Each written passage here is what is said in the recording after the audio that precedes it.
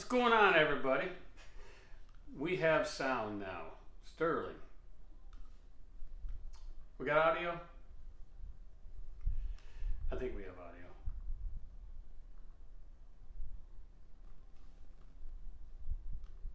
audio. On a call? No, we're here. All good now? Right, Jerome? We're all good.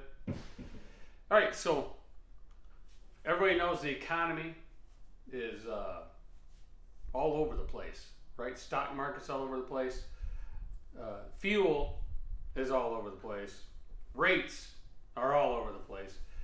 Everything is going into a perfect storm, as they say. So how do you protect yourself in this environment? One, you have to know your lane. You got to know your customers and provide good customer service. Means pick up on time, deliver on time. That's a major factor. You'd be surprised at how many drivers don't pick up or deliver on time. Then you have to watch out for the double brokers. A lot of double brokering going on right now. We have a lot of carrier packets coming in, right? But we got to deny them because they're not factorable. Why? If you go down to their noteworthiness, it says double brokering.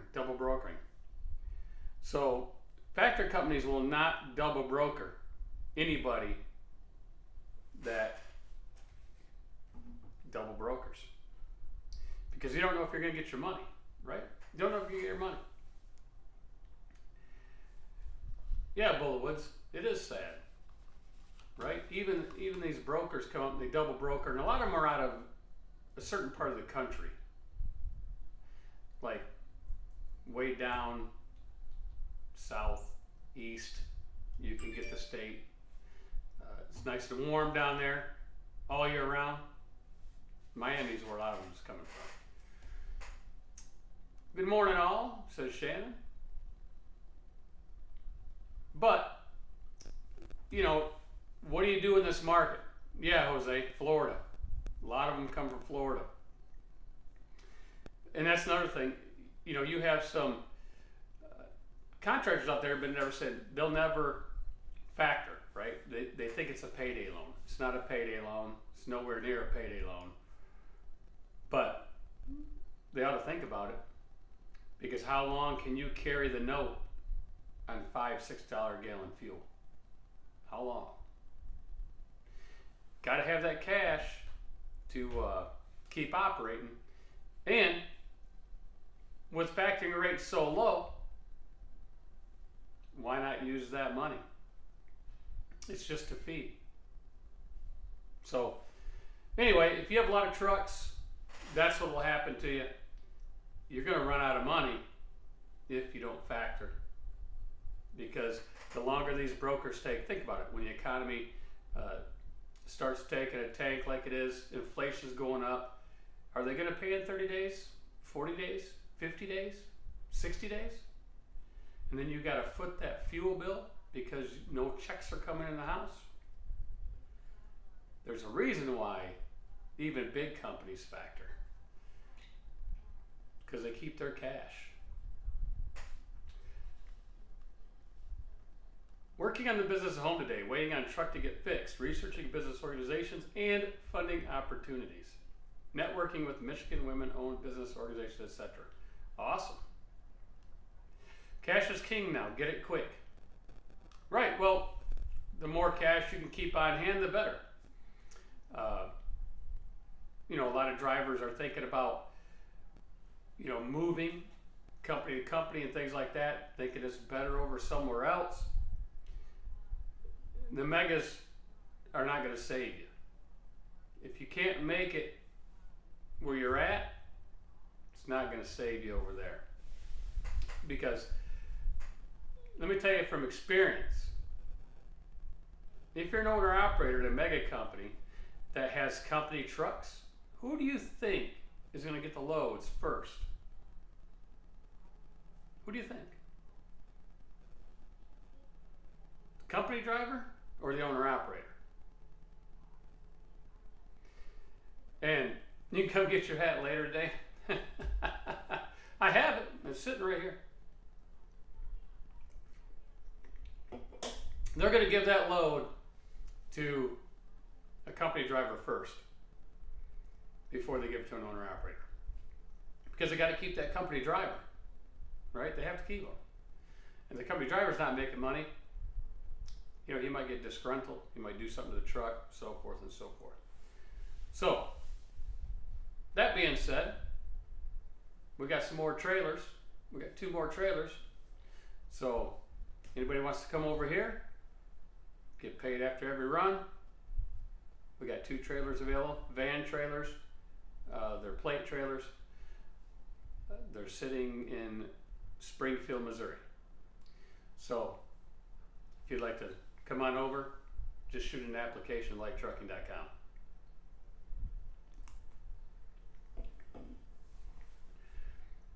So in this environment, you ought to have some type of software or something to keep track of your stuff. Make sure you keep your money, right? Maintain your truck. Don't go out there spending on stuff. Just keep your money. Is any of those trailers for sale? No. We got 2 more rentals. No for sale trailers yet.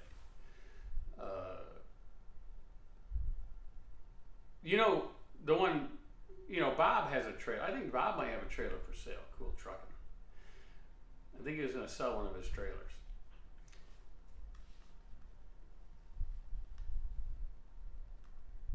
My lease company is talking about, I can buy my truck today.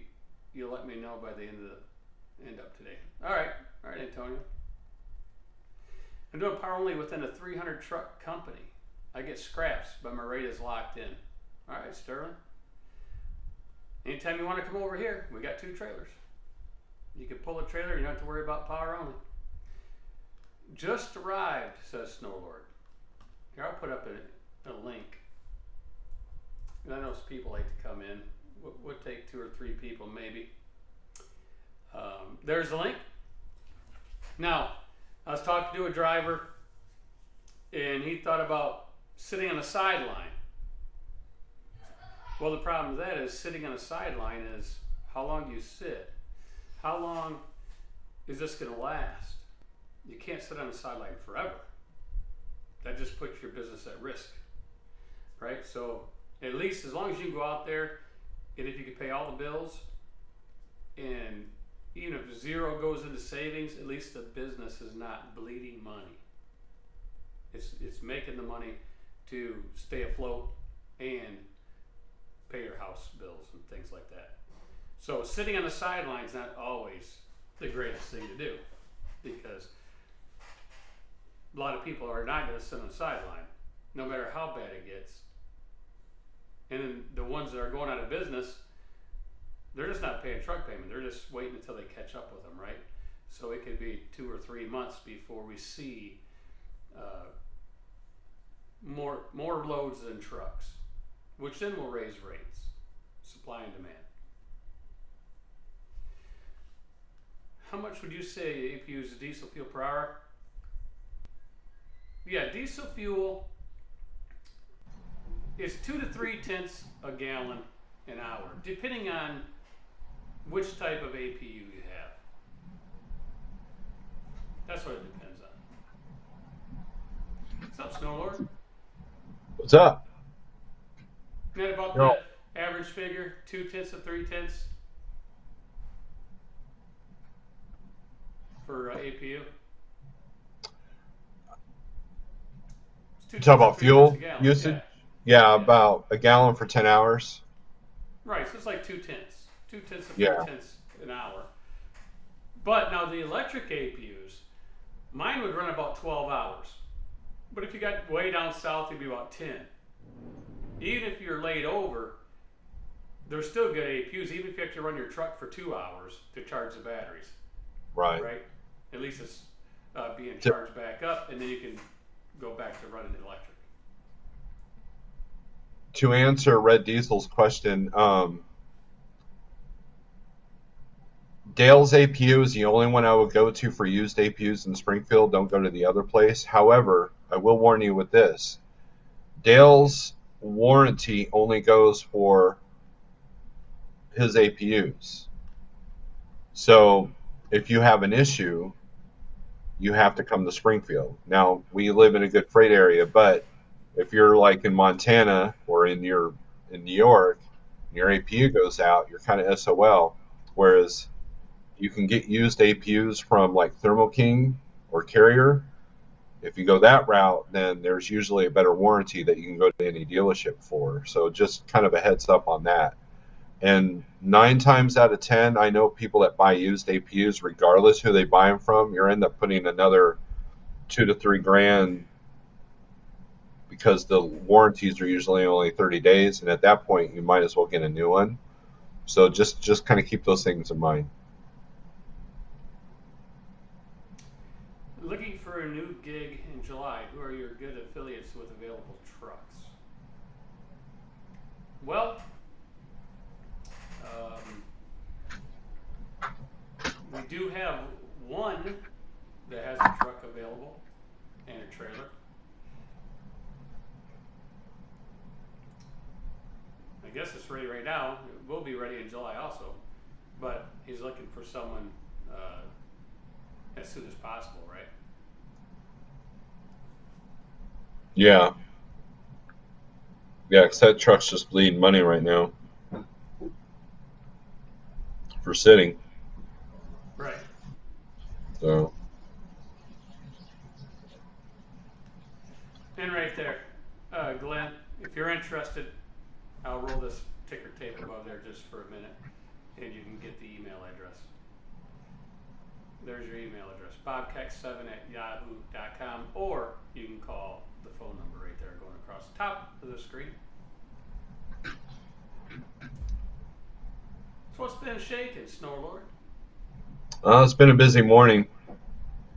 I think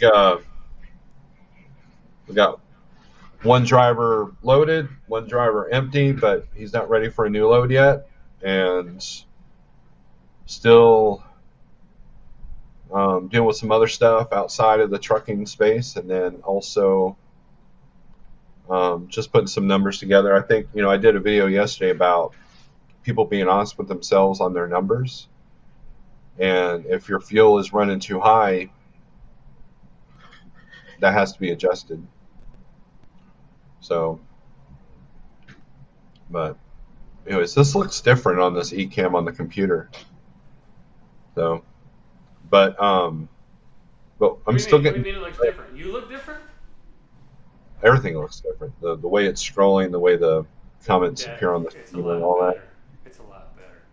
That's all I'm saying. Right? I could ask extra individuals. Right? We have guests that come back and forth. I just shut my door to protect our guests, but we could ask these younger guests of what do they think, and I could speed this up. See, can you do this on the other one? I didn't realize there was a contest. I mean, look, can you do this? Probably not. Then slow it down like this. The question is, well, I can do banners on StreamYard. Can you do this? Probably. But that's annoying, so I probably wouldn't. Just because you can doesn't mean you should. That's right. So we won't. We won't. Just for Steve. Yes. See, Sage can. You know why Sage can? Because me and Sage have Max. That's why we can do what we can do. We Max? Yeah, not Big Macs, Steve. Not your favorite hamburger. Max. Big Mac. And not the Mack trucks. I wish I had about 8 of those. Fuel efficient, high efficiency, 11 mile per gallon trucks. He does OBS. He likes the free stuff. Well, yeah, free's good, especially in today's market. Free's good, right? Well, yeah. I mean, it'd be nice to get some free fuel. So speaking of,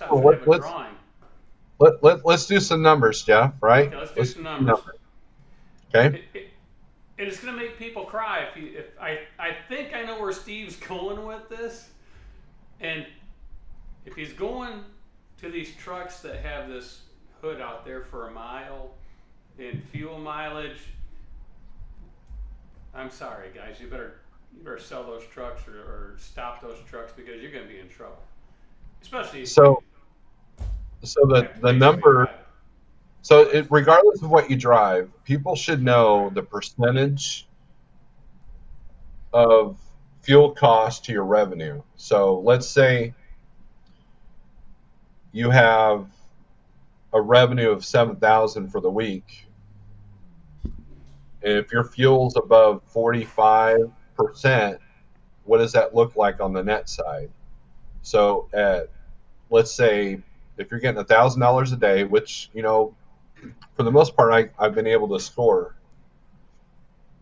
That's still doable, but your fuel burn is, let's say 47% and if you're only making, say, 75%, only leaves enough room. I mean, out of that 280, you still got your living expenses, you still got your insurance, you still got your load boards, you still got your truck or trailer payment. How do you make that work? Right. So, so you can't control the fuel prices, but you can do some micromanaging on your fuel stock. But when your fuel is burning that much of your revenue, how do you make money? And sitting, like you pointed out, is probably not a good option, because what if fuel never comes down? Exactly. There hasn't been one speculation out there that fuel is going to go down at all. In fact, if anything, it's gotten worse, because places that are generally historically cheaper on fuel have now been even more expensive. Like Indiana's at over $6 a gallon right now. That's right. So, the one and only Ponzi zombie killer's up in here, Snowlord. I wonder how the Buckeyes doing down there. Yeah, I don't know. Did you go back down to Texas, Ponzi? I'm curious. I think he stayed in Ohio, I believe.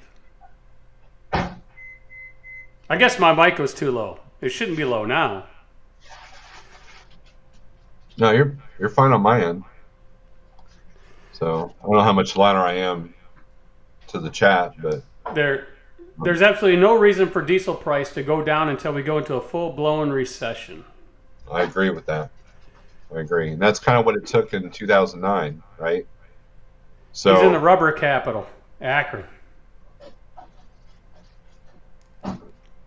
Rubber capital? I run whatever microphone Sage sends me. That's what microphone I run. Isn't that what you run, Steve? Whatever Sage sends us? I'll show you the microphone I got. It's in the box. It's still in the box? That's working good for being in the box. That's how good my microphone is. This is a Presonus.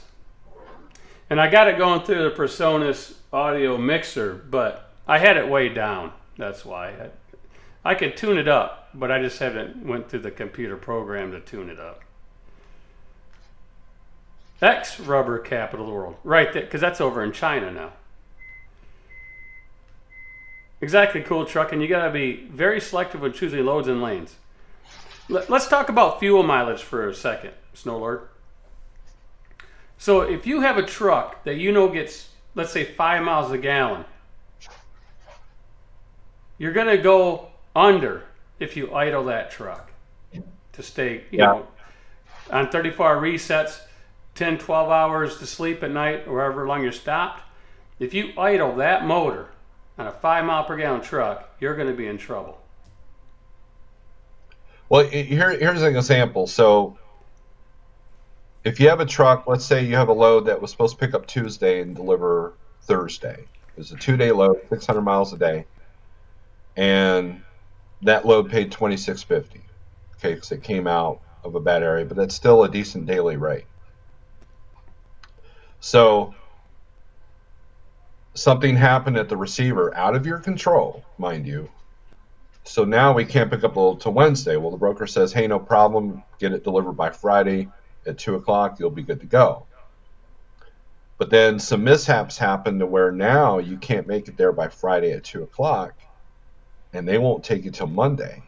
So now that load that was originally going to be 2 days that worked good on paper, regardless of your fuel mileage. I mean, fuel mileage definitely helps, but now, and it's like we're all seeing 3-digit heat indexes throughout I-10 and I-20 corridors, right? So now that load went from Wednesday to Monday. Now you've got to idle the truck because you don't have an APU. Now you're spending what, $1,500 in fuel on a $2,600 load before carriers cut, mind you. That's unsustainable. Right. Well, no matter what load it is, you got to look at your fuel mileage and cost. Mm-hmm. So if you're going to be, like you said, if you didn't make delivery and you got held over the weekend and it's really hot and you have to run the truck, you're better off to go get a motel. Yeah. Because at 1 gallon to gallon and a half an hour, you burn 24 gallons a day trying to stay cool. 2 days is 48 gallons. You're talking $250. Mm-hmm. Just idle the truck for the weekend. Right, James G. Warehousing is better than trucking at the moment, says Ponzi. What's up, Trucker for Life? So if you're doing 10-hour breaks, let's do the math. If you're out, let's say you're a weekend home guy, right? Well, right. No, let's do the math at every other. Well, no, we'll do the math at every weekend home. So that's 20 days a month, and you're having idle for your 10-hour break. So do that math and then multiply it. $200. Yep, $200 a week just to idle the truck on a 5-day week. Or no, that's for the it's for the whole month. For the whole month, okay. And that's the low end of the spectrum because most people are home every other weekend, depending on where you're at. So that's an extra $200 just in idling alone. Well, it's 200 hours. Yep. And $5 a gallon, it's $1,000 a month. $1,000 blowing out the stack. $1,000 can make or break a business, whether it be repairs or your car payment, your house payment. That $1,000 has got to come from somewhere. Oh yeah, shop fees. I seen that. That was on Facebook or something. Did anybody donate to the owner operator that has over 10,000 in fuel bills? What's up, Anthony Bressler? How's the family doing, brother? Yeah, so fuel can, in this environment, you got to learn how to run lean. You got to know your business numbers really well. And you should factor. I know someone that's trying to not factor because they think it's a payday thing, but that's another story. But you got to get a company that has a good fuel card. You don't want to use lots of fuel cards because that just makes more and more paperwork. But you cannot float all that money because fuel bills are expensive. Are they not, Steve? Yep. Hey, how's the boss doing? She making you breakfast? No, she's eating lunch. Don't disturb. She should make you lunch. No, she's working. I only have a 30-minute break. I barely have time to make my own lunch. Yeah, I should be making her. We won't disturb her. Let her eat her lunch in peace. Thank you. You're welcome. Don't ask much, Jeffrey. Come on.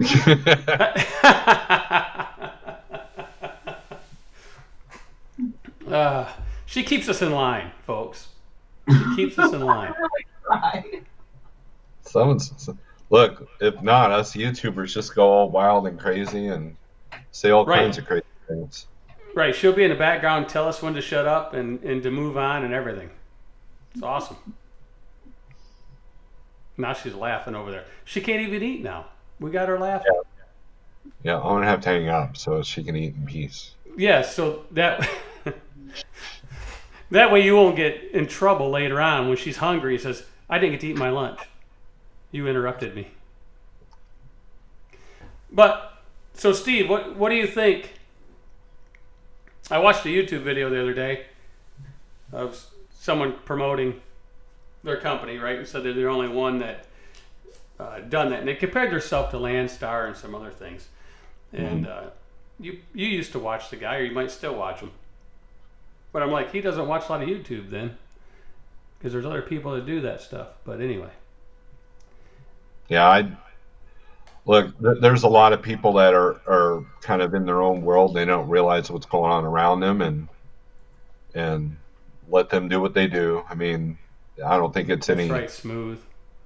You know, I don't think. Obviously, I didn't know about it because I don't follow the person anymore. Right. But you know, and look. Here's a question for you. Yeah. Generally speaking, are rates reflecting the increased fuel expenses? Only if you're under contract and you can make those adjustments on fuel surcharge. So there are some brokers that have contracts that will include fuel surcharge in the rates. And so sometimes those are great, but then they'll take it out of the revenue side. So it's still $1,000 level. If you are a small carrier and you're doing like say 100 loads a month with a direct shipper, then yeah, you're negotiating, something in your contract should reflect something about the fuel costs. But as far as the spot market, rates don't, if you call a broker and say, hey, fuel's like almost $7 a gallon now, I need 1,800, they'll flat out tell you, well, I don't know what to tell you. I mean, there are brokers that have literally had say, I don't care about your fuel costs. They've literally said that. And you just say, thank you, have a nice day. So one doesn't reflect the other, because if you remember, there was a time where fuel was like $3.30 a gallon and we were getting, $5 a mile if you threw a rock in the right direction. So, so it's just kind of flip flop. So, that's the reality of it. I ought to put the other stuff that we offer here. Let me put it all in there. So going across the top, that's what we have, right, Steve? We can get plates. We got group insurance, trailers, rent, lease, purchase, great fuel discounts, longevity pay increase, and safety bonuses. Yep. Yeah, we offer all that.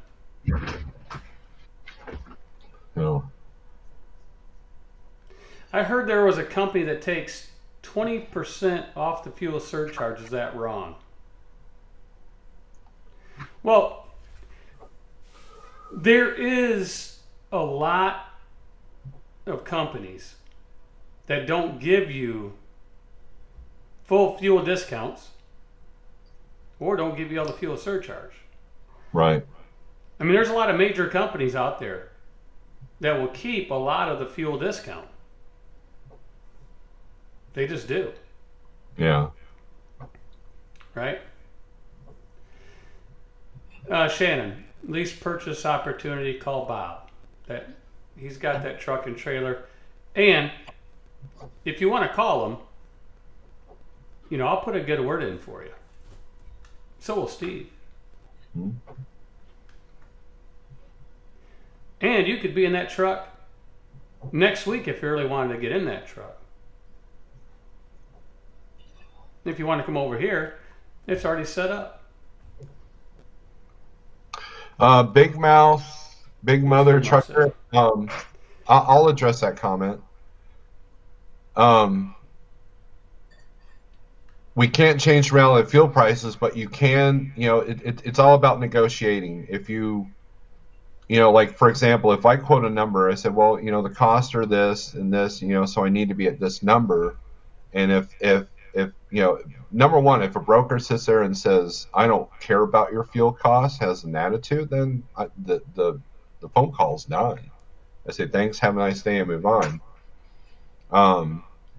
But the reality is you have a lot of lack of professionalism on the broker side as well. And so it's about knowing your numbers and and getting the good rates and staying in the lanes where you can get the good rates, and then being able to compromise at times. So no, I don't let anybody walk all over me anyways. I mean, if there's if they're not willing to pay, they're not willing to pay. There's nothing I can do or say that's going to change it if their hands are tied. But a lot of times I'm booking loads not even off the low board, but just off my contacts because of the relationships I have. So it's all on how you approach it. But yeah, there are things that you can change, but the fuel prices, I think that they're here to stay if they're not going to get worse. And so eventually the brokers just aren't going to care about your fuel prices. And so what do you do about that? If you don't want them to step all over you, then what do you do about that? And then everybody's got their own negotiating tactics, and everybody's got, what do you do now? Just like, now what? So that's kind of how I look at that. So, but I appreciate your comment, but no, I do know there are some things that we cannot change. I don't know if it'll zoom in on that or not. It's caffeine free. They want to know what the gold can was. Caffeine free Pepsi.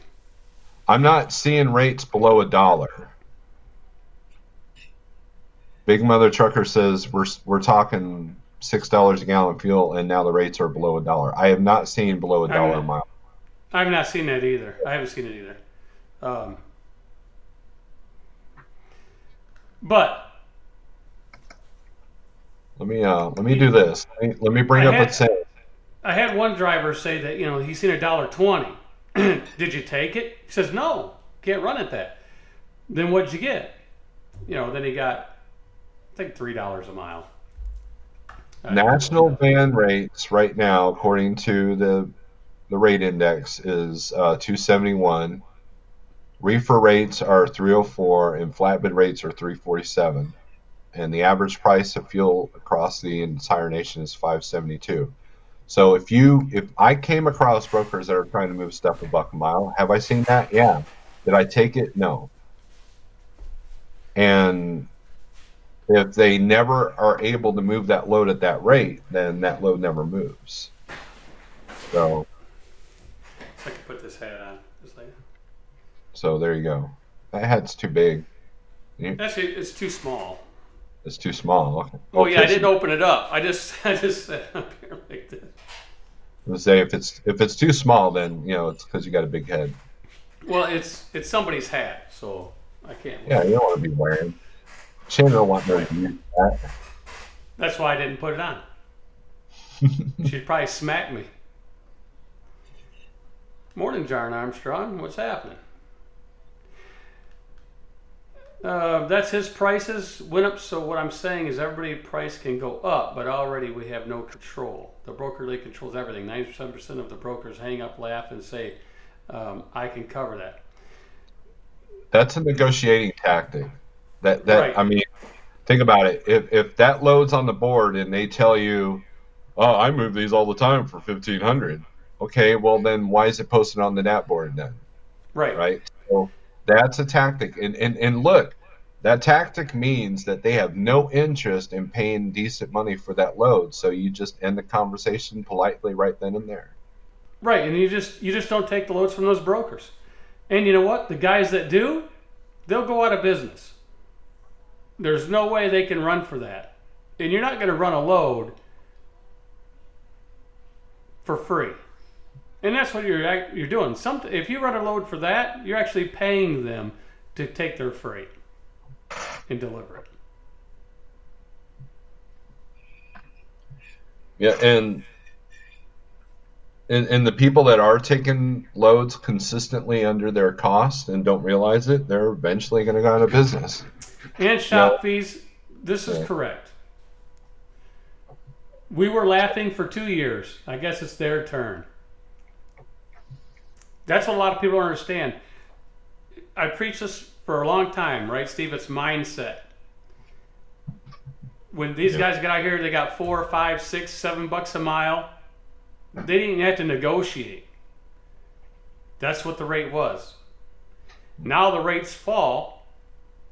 And of course, fuel's way up there, which there's nothing we can do about that. But the rates fall because the inflation. China's been shut down. A lot of people don't understand that. They've been quarantined and shut themselves down on enough, which is a supply issue. It's a supply chain issue. So it's supply and demand. So now, a lot of them brokers, they're trying to cash in on the money, right? They're gonna go what the average is, even if it pays $5 a mile. They're gonna try to move it for $2.75, $2, whatever they can, and put the rest in their pocket. Well, the other element is that Sage talked about it this morning about possible labor union dispute in the rail. Yeah. That could change our capacity issues pretty quickly. So We got somebody coming in. What's up, Joey? What's up, guys? Not much. Just hanging Hi, out. well, I'm Big Mother Trucker. Now, what I was trying to say was, within the last week, somebody had posted on TikTok an actual load. I forgot from where to where. I can't really tell you, but I think it was posted at like 87 cents a mile. I'm in New York. Listen, I'm in New Yeah. York, okay?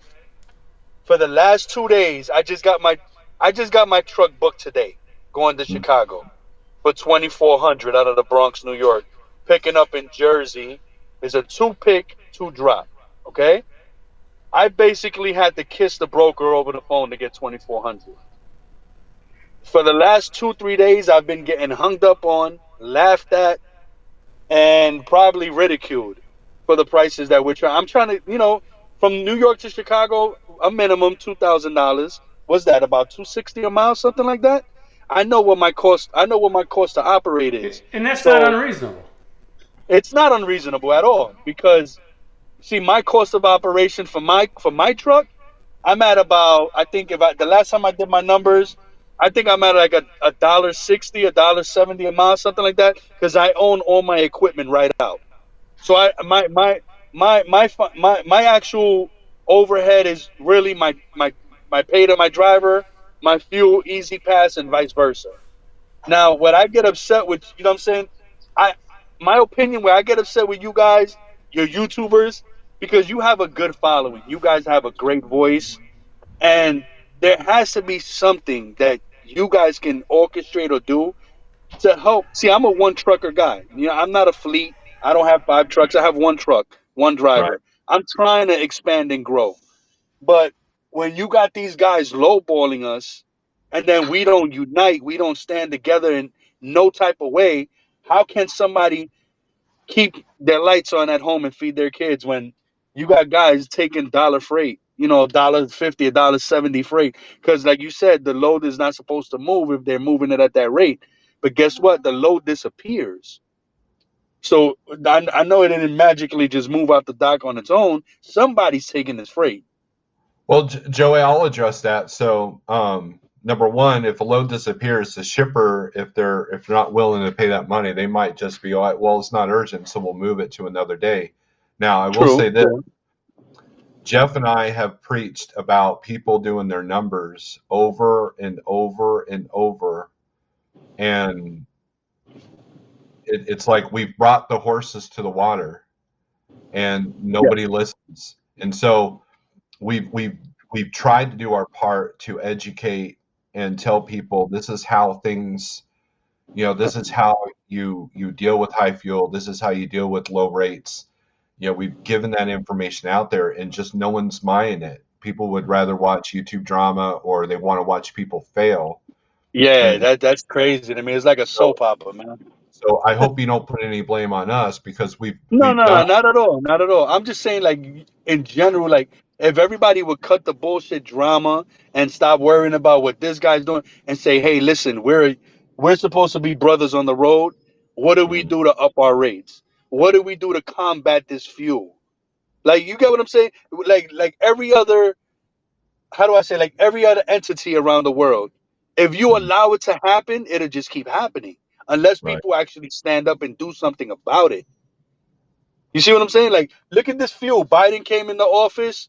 We're almost at $10 a gallon in Cali, $6 in the East Coast. This is ridiculous. What are they doing? I just saw a CNN interview. Was it a CNN or something like that? He just did an interview the other day talking about how he fixed the trucking industry. This shit is a joke. It's definitely some tough times, and I've been warning of the storm for the last year. And like I said, man, and then that's where that we can only do what we can only do comes in, because not everybody's paying attention. I mean, you have a lot of people out there running trucks for owners that have no idea what they're doing. Exactly. Right. Or Exactly. and so that lack of education. I mean, that's the thing. And Steve, if the owner's not involved in it, then that guy's just running a truck just to run because he thinks miles is making him money. I'll be honest with you, man. I'll be all the way honest. Within the last month and a half, 2 months, I haven't even paid myself. I've paid my driver, which is bad business because you're supposed to take care of yourself first, right? But Right. I can't throw this guy off.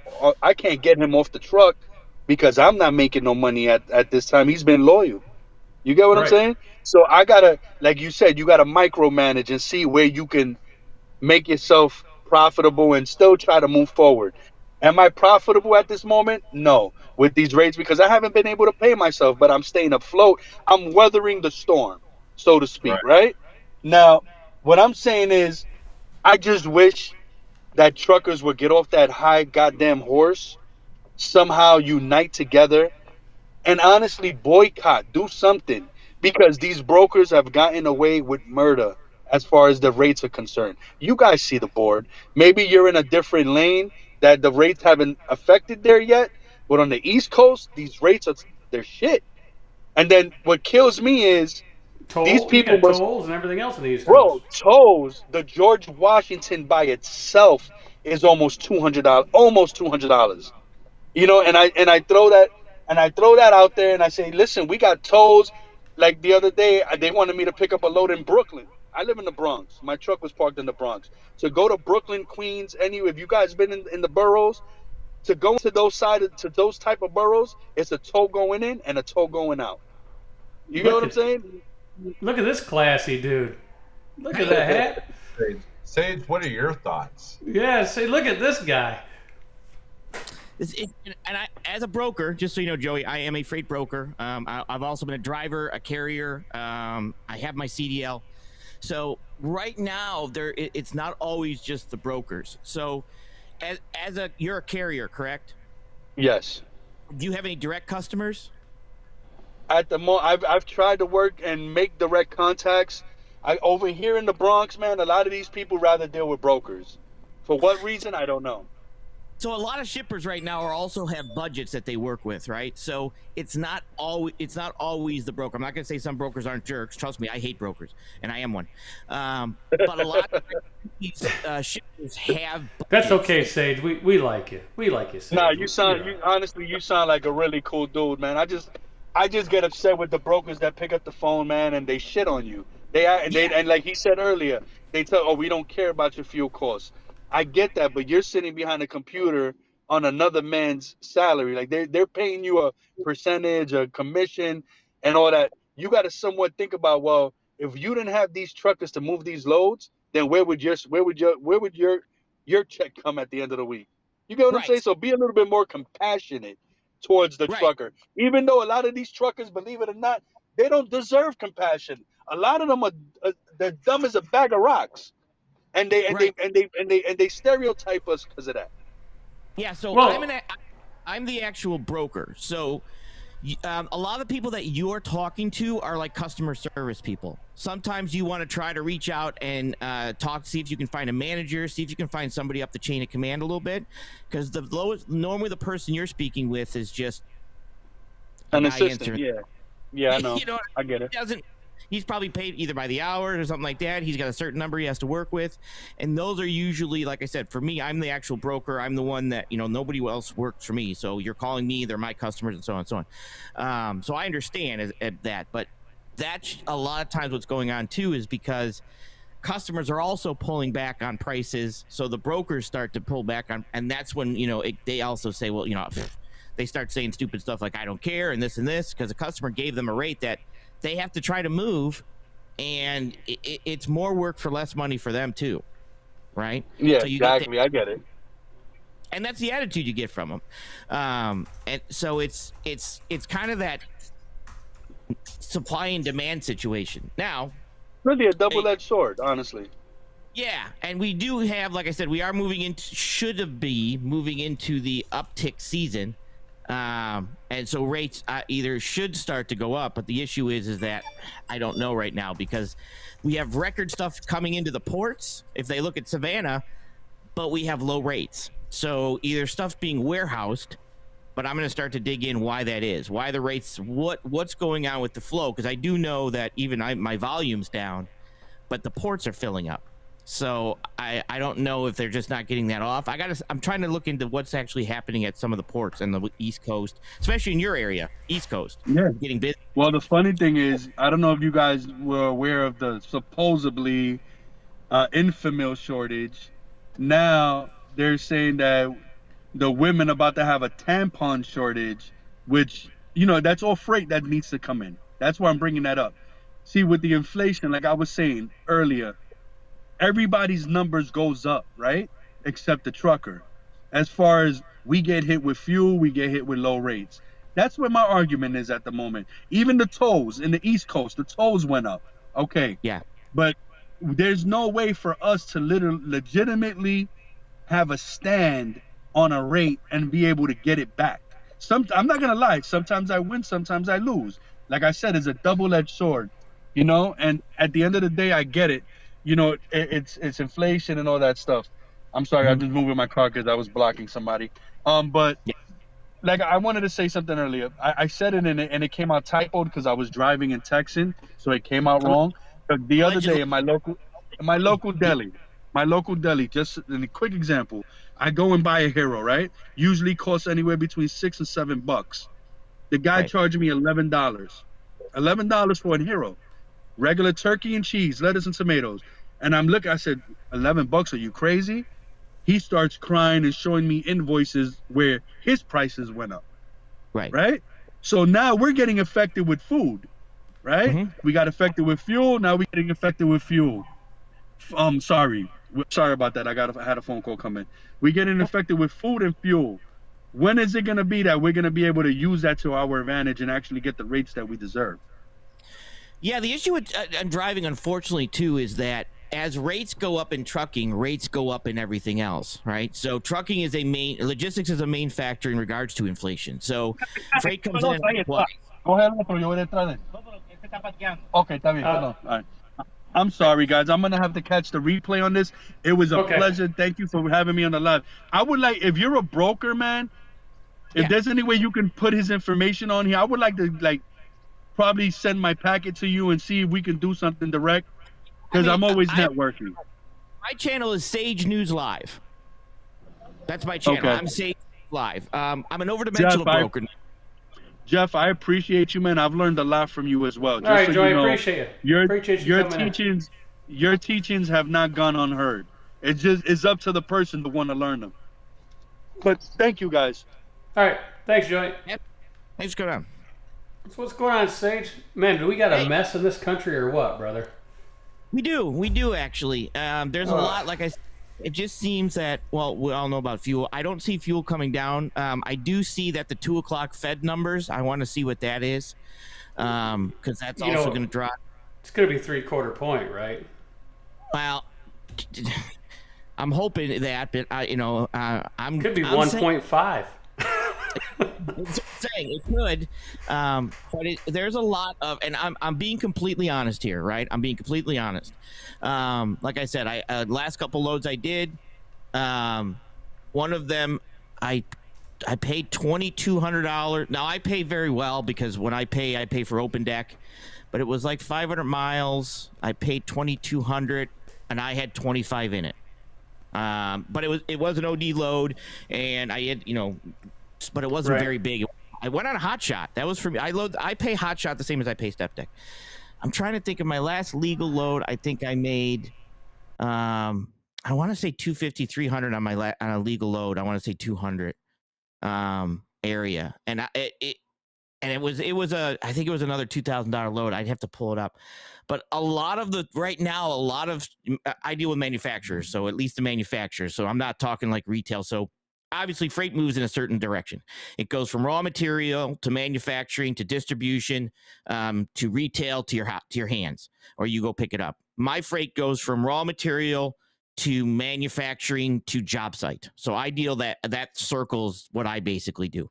So I deal a lot with the manufacturing people that basically come in. They say, okay, look, this is a very competitive quote. It's up for rebid right now because nobody's sticking to their bids anymore. It's up for rebid. We separated the production cost from the transportation cost. We're working on the production cost that we're, high on, and can you work on the transportation we're high on? So right now, customers, at least for my aspect, which is, like I said, open deck manufacturing, are coming back and saying it's open for rebid. They told us we were high. Is there any way we can tweak these numbers? Can you take another look at it? And we're having to kind of do things like that. So it's a lot of work. Like I said, we're just trying to put a lot of this stuff together to do this. But there are a lot of customers, like I said, they're also taking hits. And they're either having to up their numbers or find ways to better be competitive, right? Be more competitive. Well, go ahead. This 0.75, if they raise it 0.75, that'll do absolutely nothing. We're so far behind the curve. That won't even make a dent in trying to stop inflation. Yeah, it's way up there. I mean, like I said, even another YouTuber I work with, he does welding, and the decisions that they're making when he does natural gas welding the pipes together, and they've even basically said, look, how can we not? He's raised his prices to do more, and some of the other welders haven't raised their prices yet. But even then, they actually pulled back and started to prefab it for a lot cheaper and then ship it out rather than have guys go on site and build it. So it's just a lot. Would you explain what it means when a broker says I have X amount load to me? Okay, so when you're talking to that original person, right?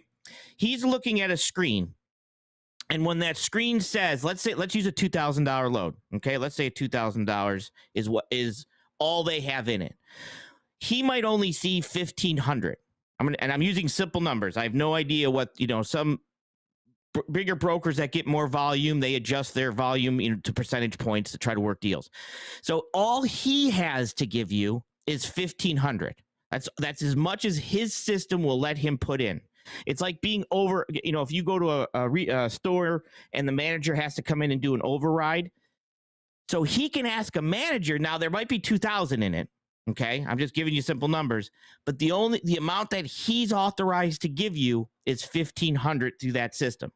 So if you're like, hey, I need 18, he'd be like, all right, let me call you right back. So he's got to track somebody down who's ever in charge of that account and say, hey, I have a driver. They can be there at noon, but they want 18. Can I get an override here? Can I get an authorization for that 18? That's a lot of times, maxing out what he's doing because they have to turn a profit too, whatever that is. And sometimes they might not see what's totally in it. So all they're seeing is I have 15 to give you. That's all I have to give you. That's all I can give you. Somebody else might have to come in, or he just could be saying, you know what? Welcome to business. He's lying. You know what I mean? That's also a possibility. So where he has more to give you, but he's just saying, look, this is all I have to give you. So it's a couple of those things. I'm not going to say that they're all honest because they're not. I'm different. I do overdimensional freight. I don't like negotiating with drivers. I throw the best rate I possibly can out there. I usually don't have complaints because, you're going to my customer. So I don't want you angry and upset. That's my customer. So I pay a good rate, or I'll call you up and say, hey, what can you do this for? And you'd be like, all right, $2,000. All right, I'll call you right back. And then I tell them I got a truck for $2,000 and we go from there. Right. Correct. So it's like I said, sometimes it's not the easiest thing in the world, but again, I'm the broker. I'm not the people, I'm not TQL where you're calling and talking to somebody that, just as answers the phone. So for me, it's a little different when I with drivers. There's times I'll tell drivers just by hearing them talk, I'm like, nope, no, thank you. You're not doing the load. You know, Dan says Uber Lyft should be inspected and insured like us. That's a Uber Lyft. That's a different type of deal, man. You're not hauling freight or nothing. You're hauling people or food. It's not interstate commerce. Yeah, and that's that. What is it? AB5 is basically coming up to the Supreme Court over there to be, either right now it's on hold. They put a hold on the AB5 situation there. So it's coming up, I believe, at the end of the month where they're either going to pass it on to the next one or look at it. So I'm kind of interested to see what they do there, for at least California. Yeah, like Uber, right? If you're an Uber driver, your car has to be inspected. It's got to get a safety inspection. So they do that. Uber does that. I don't know about Lyft. But Uber, you have to get a safety inspection on your car. Yeah, I have no idea because there's no Ubers anywhere near me. They don't exist. Yeah, I have family members that do Uber. So they have to get an inspection every year on their car. Just like if you live in Virginia or some of these other East Coast places that have the annual inspection. Mm-hmm. No, I'm not. Like I said, for me, because I know there's a lot of brokers they speak. I absolutely feel a brokerage should have some type of like a certification. I don't know what, but something that basically could be pulled. You know what I mean? That if there's acts, illegal act, something like that it's not, I believe you should at least know what's going on and have that, just like you guys have. You screw up with your thing, you lose your license, right? I do believe we're at a point now where logistics is very difficult, and it's not something that everybody can understand. And that broker or whoever's answering that phone should have some type of certification to be able to do this. I'm 100% in favor of that. Transparency is difficult because I sign NDAs. Shippers don't want it. They won't let me tell you, and it's because they don't want their competition finding out what's going on. But I do believe there should be a cert. Do you hear him that warns to drive him? What did John Armstrong say? He says, "What do you hear in a driver that tells or warns you not to use him?" Not to use who? What do you mean? I'm lost on that one. What do you hear in a driver that tells? Yeah, if you can put that one in there. What do you hear in a driver that tells or warns you? That's kind of all over the place, John. Are you saying if someone calls Sage up and says, "Hey, Sage, don't use this driver or this company," is that what you're saying? Yeah, you'd have to tell me why. You'd have to show me. If it's just because you don't like them, it ain't gonna happen. You know what I mean? But if it's right, because you're gonna do the check. Sage is gonna do the check. Right, and I deal a lot with the same driver. Like, what I do not use is carrier 411. I do not report drive. I might tell you I'm not loading you again, but at that point, it could have just been a bad relationship between me and you. You had a bad day. You had something. So I don't believe in carrier 411. I think carrier 411 should be illegal. I do also. I don't feel that you should be able to me. You could be slandering I don't know, you could be. Sometimes it's good, but I rarely see it. You could be slandering somebody or in a situation that could put them out of work. So for me, I might not use you again if you screw me over, right? But that's where it ends, because me, you might go on my little list, but you're going to know you're on my list, and I'm going to tell you what you did. Hey, you didn't make calls, you didn't pick up, you didn't even show up until the next day. But that's where it ends with me, because I don't need to put that on there. So if that's what you mean, no, I don't do a carrier 411. I don't have it. I don't support them. I'd rather talk to the driver, to the owner, and things like that. Top Dog, they're working on it. They have the platform. If more people call them and tell them they want it, they might turn it on. Yeah, it is something that once because it is a little bit more extreme, because you could be dealing with a lot. You're dealing with customers, and you might be where you're doing, let's say a $2,000 load, the broker might have to, have 7 trucks. So now they're dealing with 2,000 times 7 to move this. So it's something they want to make sure. Oster's trying to, I guess, tell us Yeah. what John was trying to mean. Okay, he said that he talks to a driver on the phone, and then he decides, no way, the guy is hauling my load. John wants to know why. What clues made you make? Okay, so for me, because I do a couple things, like if here's the biggest thing, like if I post all my information on the load, and it's got all that information on there, pick up times and all that stuff, which I do, and then you call me, you say, hey, can you tell me about the load? Well, the first thing I'm thinking to myself is you weren't even concerned about actually looking at the load. So I'm like, hey, did you see the load? Where did you see the load? Because I only post on Truck Stop. And he says, well, on Truck Stop. I said, well, I posted all the information. He says, well, I'm doing this and I'm doing this. Then, I didn't see that. That's my first kind of, okay, this guy obviously is in attention to detail. So then I'll start saying, okay, it's this, and I give him the information on the load. I might say, hey, are you empty? Where are you at? Things like that. And I'm kind of interviewing you every time I talk to a new driver. It's kind of a job interview. I'm interviewing you to work for me for the amount of time it takes to pick up my freight and deliver my freight. So just like that job interview, I'm critiquing your answers, how you answer, where what's going on. Are you knowledgeable? For me, it's if they say, hey, do I need permits? And it's 10 foot wide and they don't know they need permits, you're not hauling my freight, because anything over 8.6 needs permits. So that's a no-go for me, because if I say, hey, it's 10 foot wide, and you're like, well, does that need permits? I'm like, okay, I got to go. I appreciate, but I can't, if you don't know it needs permits, then you can't haul my freight, stuff like that. So for my legal loads and things like that, it's more based on where you at. What is the driver sound knowledgeable? Does they sound like they're actually motivated to get this right? Are they acting professional? Are they trying to sell themselves to me? If you're not trying to sell yourself to me, then you're probably not going to get my load, because I at least want somebody who's trying to sell themselves and be professional, right? Right, trying to tell you what they can offer you. Yeah, because I want. Right, go ahead. So I'd call you up, and I would sell my company to you. Yeah. Right? Of what we can do for you, how we operate. If we tell you we have tracking devices on our equipment, send you a link so you know where that truck's at all the times. Just give you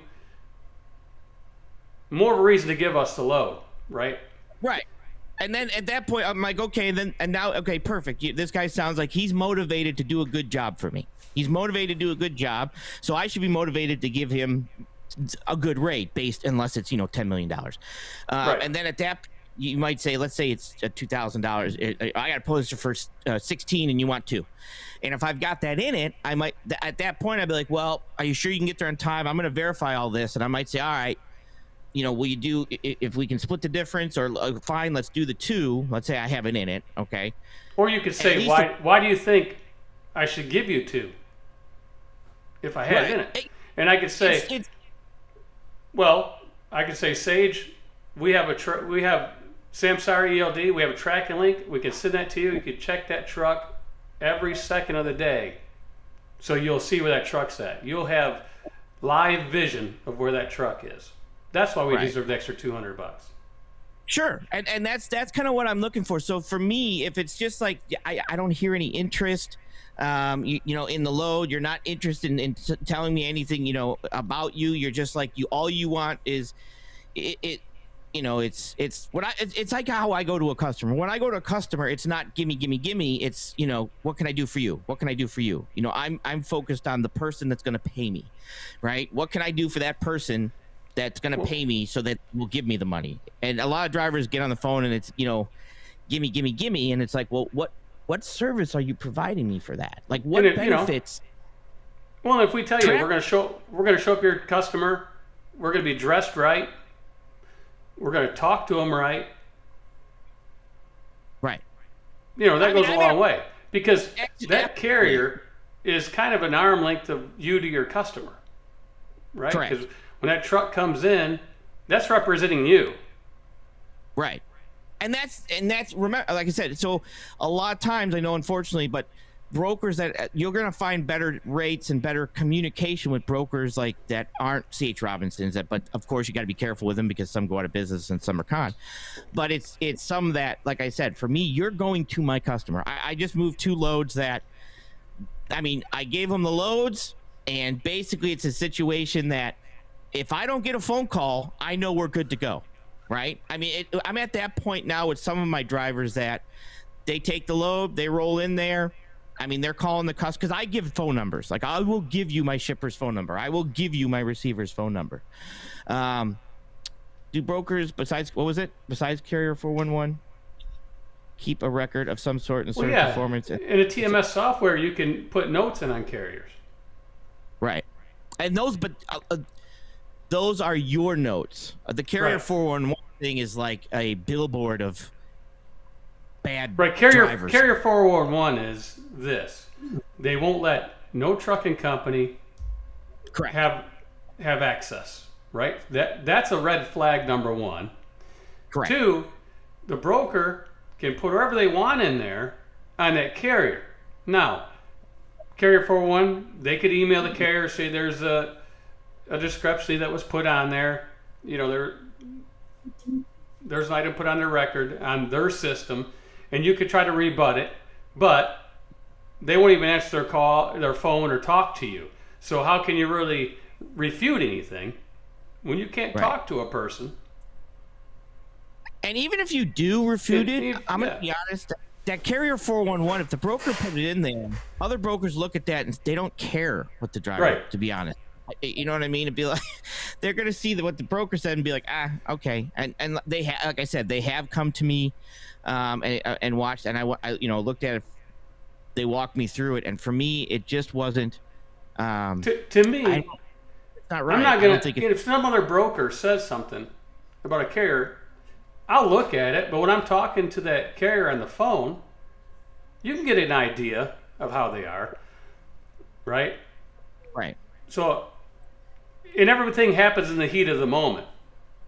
Because let's agree on this, Sage. Just like truck drivers, it works both ways. A lot of times they don't tell you the truth. Even trucking companies, right? They can say, "Oh yeah, I'll be there, Sage.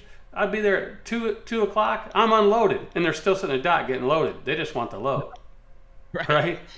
And then they say, "Oh, I broke down," because they're still getting loaded. So that'll give them a few hours, right? If they can. Right. Well, I'm on the side of the road. So it works both ways. And that's where the best, because even some brokers are now, they would rather rely on their inside information. So let's say I use Jeff, and one of his drivers shows up, and okay, perfect. And another driver in the same thing shows up and calls me for a load. I'm like, oh, you're one of them drivers? Okay, perfect. And I'm saying that this carrier becomes reliable and consistent, right? And I have had like my customers. I've been with my customer for about 16 years. I've had drivers go in there and be like, "Oh, I can haul your freight direct," and they're like, "No, you can't. We're not going to for you at this point, right?" So a lot of times it's difficult. That broker is going to basically hold that freight, but the biggest thing to try to do is to get that direct customer that builds a relationship with you, and that direct customer could be a broker, but a lot of times it's it could be somebody else. Like New York, if that guy's listening, there's a lot of people that, would at least, if you went in there and said, "Look, I know you want a broker." Hold that one for a sec. I know you want a broker, and I know he can do more loads, but make me your C option. Make me your emergency option. Just take my card, and when that first broker fails and that second broker fails, dial this number. I'm this miles away, and just make me that plan C. It's better to have a plan C than not have one at all. And that's all I'm asking right now is for you to at least give me a shot as a plan C option. And I will work my way up to a plan A option, but at least give me that opportunity. And that's, like I said, that's how I went into one of my first customers. I said, "Look, I know I ain't got a chance, but what happens if you don't get anybody? I'm 25 miles down the road. I can come get it." And I ended up getting, eventually getting that customer and stuff like that. Using load boards, familiar yourself with brokers. 123 has a part of their app that gives you all the broker loads.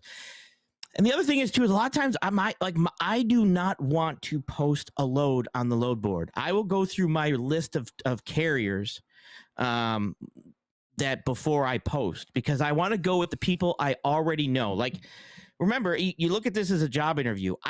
Job interviews take time. You might hire the wrong person, then you got to let that person go, and then bring in another person. So that load board is nothing but a bunch of job interviews, right? Just like Snowlord says. Well, yeah, what do you say? Best loads never hit the boards. Correct, because if I already know somebody, if I've hired somebody before and they've done a good job, if you have a contractor and that contractor did a good job fixing your bathroom, and you have another house, let's say you're a property owner and you have another house that needs a bathroom work, you're not going to look for another contractor. You're going to call the contractor that fixed your other bathroom so they can go in there. As I always say, I missed that one. Yeah. We'll do 2 more, and then I got to roll. I got a bunch of work that's backed up on me. Because Snowlord's not in here to take over, so. I always say they might provide the best service and performance you need. I'll ask. Yeah, and you got to find the brokers that care. Like I said, some of them aren't going to care. So it's like, who are you talking to? And you have to kind of, because you're interviewing them also.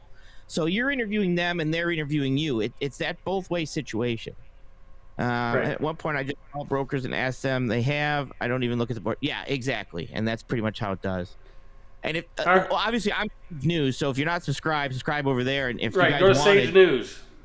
I'll do a show on this if you wanted. Like I said, I'll just bring a couple brokers on. I have a shipper that I can bring on too, that can kind of also explain what's going on her end of because she's a manufacturer. So she's an engineer that works at a manufacturer, but she can explain what's going on the shipper end and how they're trying to compete and how they're throwing budgets on and how they're doing all this, so you can actually hear what happens in their world before it even gets to me.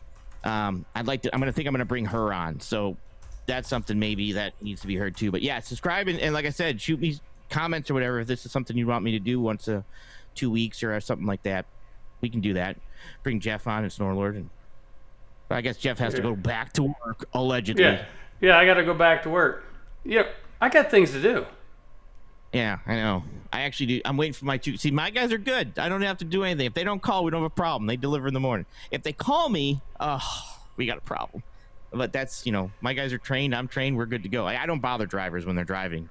They just shoot me things. Hey, we're here. I don't need to call them. Well, I got these brokers that don't, how do you want to say it? They don't want to embrace technology. Yes. Right? So, and it's a big broker.